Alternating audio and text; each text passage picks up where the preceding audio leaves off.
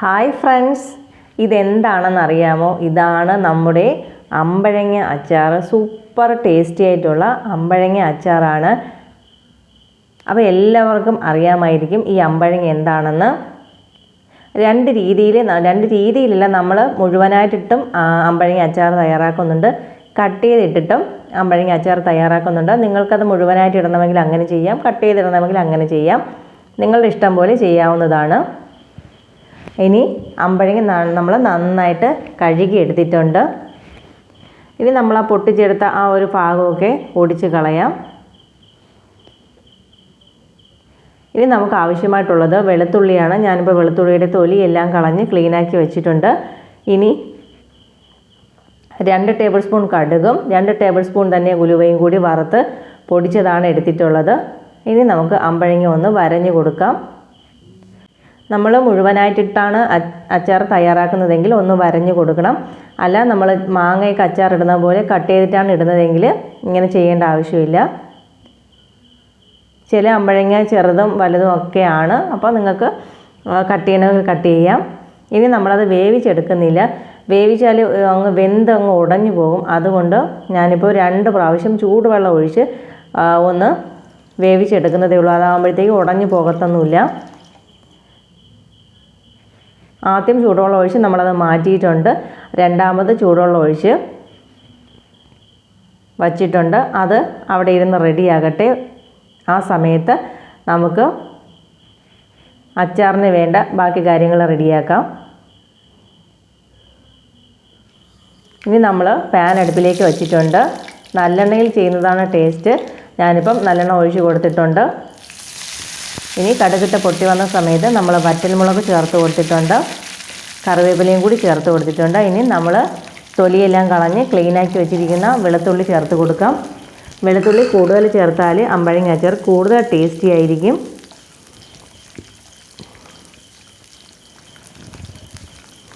ഇനി നമുക്ക് മീഡിയം ഫ്ലെയിമിൽ നല്ലതുപോലെ ഈ വെളുത്തുള്ളി ഒന്ന് വഴറ്റിയെടുക്കാം. ഞാനിപ്പോൾ ഉപ്പ് കൂടി അങ്ങ് ചേർത്ത് കൊടുത്തിട്ടുണ്ട്. വെളുത്തുള്ളി ഒന്ന് വഴണ്ട് വരട്ടെ.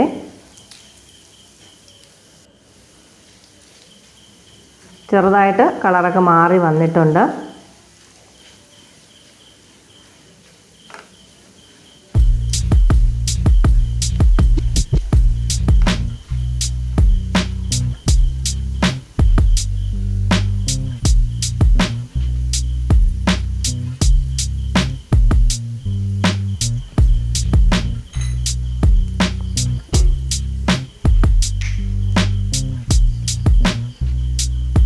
ഇനി നമുക്ക് പൊടികൾ ചേർത്ത് കൊടുക്കാം. ഞാനിപ്പോൾ 3 ടേബിൾ സ്പൂണ് മുളക് പൊടി ചേർത്ത് കൊടുക്കുന്നുണ്ട്.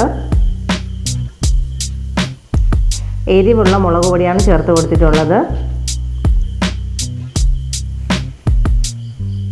നമ്മൾ മുളക് പൊടി ചേർക്കുന്നതിന് മുന്നേ തന്നെ ഫ്ലെയിം ലോയിലേക്ക് മാറ്റി കൊടുക്കണം. കരിയുമെന്ന് തോന്നുന്നെങ്കിൽ നമ്മൾ ഫ്ലെയിം അങ്ങ് ഓഫാക്കി കൊടുക്കുക. അതിനുശേഷം നന്നായിട്ട് ഇതൊന്ന് മിക്സ് ചെയ്ത് കൊടുക്കുക. വേണമെങ്കിൽ ഒരല്പം മഞ്ഞൾപ്പൊടി ചേർത്ത് കൊടുക്കാം. ഫ്ലെയിം നന്നായിട്ട് കുറച്ച് വെച്ചതിന് ശേഷം നല്ലതുപോലെ ഇതൊന്ന് മിക്സ് ചെയ്തെടുക്കാം. ഇനി നമ്മൾ ചൂട് വെള്ളത്തിലിട്ടിരുന്ന അമ്പഴങ്ങ വെള്ളത്തിൽ നിന്നൊക്കെ മാറ്റി നല്ലതുപോലെ തുടച്ചെടുത്തിട്ട് വരണം. വെള്ളത്തിൽ നിന്ന് മാറ്റി വയ്ക്കാം. ഇനി നല്ലൊരു കോട്ടൺ തുണിയെടുത്ത് നല്ലതുപോലെ നമുക്കിതൊന്ന് തുടച്ചെടുത്തിട്ട് വരാം.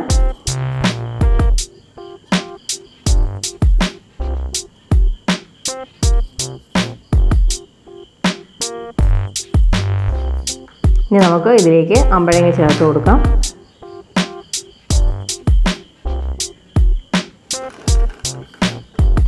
അമ്പഴങ്ങ വലുതായിപ്പോയി, അപ്പോൾ നമ്മുടെ പാന് ചെറുതായിരുന്നു. അതുകൊണ്ട് നമുക്ക് ഈ പാനൊന്ന് മാറ്റിയതിന് ശേഷം വേറൊരു പാത്രത്തിലേക്ക് അങ്ങ് മാറ്റി കൊടുക്കാം. അല്ലാതെ ഇളക്കാനൊന്നും പറ്റത്തില്ല.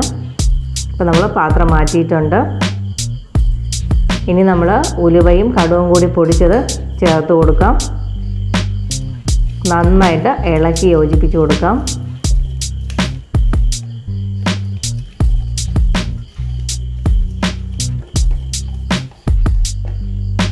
ഇനി നമുക്കിതിലേക്ക് വിനാഗിരി ഒഴിച്ചു കൊടുക്കാം.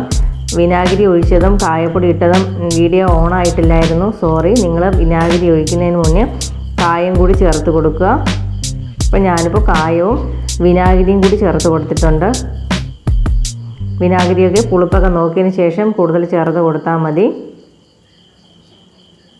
ഇനി നമുക്ക് ലോ ഫ്ലെയിമിൽ തന്നെ നല്ലതുപോലെ ഇതൊന്ന്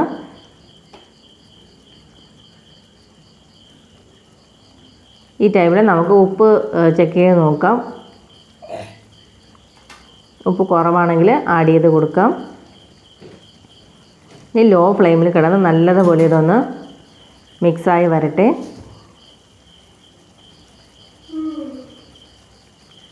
അമ്പഴങ്ങ ശരീരത്തിന് തണുപ്പ് നൽകാനും നിർജ്ജലീകരണം തടയാനും ഒക്കെ സഹായിക്കുന്നതാണ്.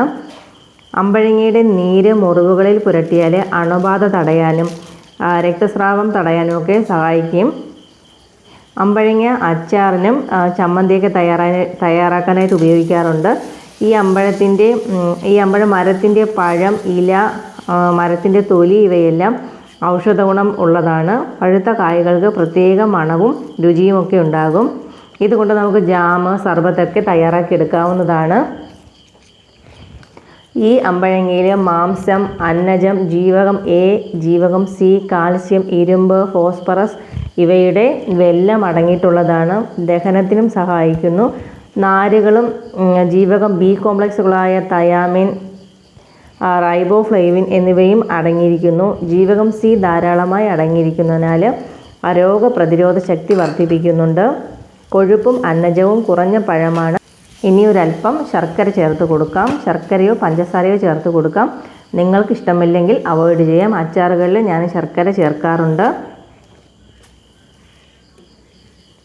നന്നായിട്ട് മിക്സായിട്ട് വന്നിട്ടുണ്ട്. ഞാൻ ഇങ്ങനെയാണ് അച്ചാർ തയ്യാറാക്കാറ്. ഈ അമ്പഴങ്ങയിൽ അടങ്ങിയിരിക്കുന്ന ഫോസ്ഫറസും കാൽസ്യവും എല്ലുകളുടെയും പല്ലുകളുടെയും ആരോഗ്യം നിലനിർത്താൻ സഹായിക്കുന്നുണ്ട്.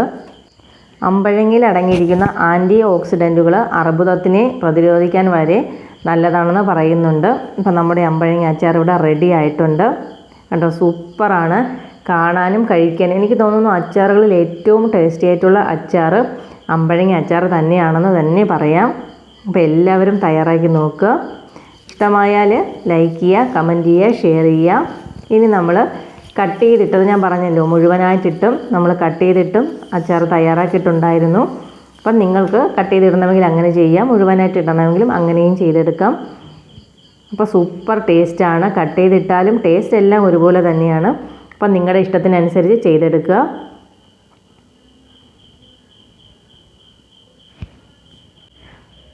അമ്പഴത്തിൻ്റെ ഇല ഉണക്കി പൊടിച്ച് ഈ വായ്പുണ്ണിനൊക്കെ മരുന്നായി ഉപയോഗിക്കുന്നതായും കേട്ടിട്ടൊക്കെ ഉണ്ട്. അമ്പഴങ്ങ രക്തത്തിലെ പഞ്ചസാരയുടെ അളവ് നിയന്ത്രിക്കുന്നതിനാൽ അമ്പഴങ്ങ പ്രമേഹ രോഗികൾക്കും കഴിക്കാവുമെന്ന് പറയുന്നുണ്ട്. എല്ലാവരും തയ്യാറാക്കി നോക്കുക. വീഡിയോ ഇഷ്ടമായി ലൈക്ക് ചെയ്യാനും കമൻറ്റ് ചെയ്യാനും ഷെയർ ചെയ്യാനും ഒന്നും മറക്കരുത്. അപ്പോൾ അടുത്തൊരു വീഡിയോയുമായി കാണുന്നവരേക്കും ബൈ.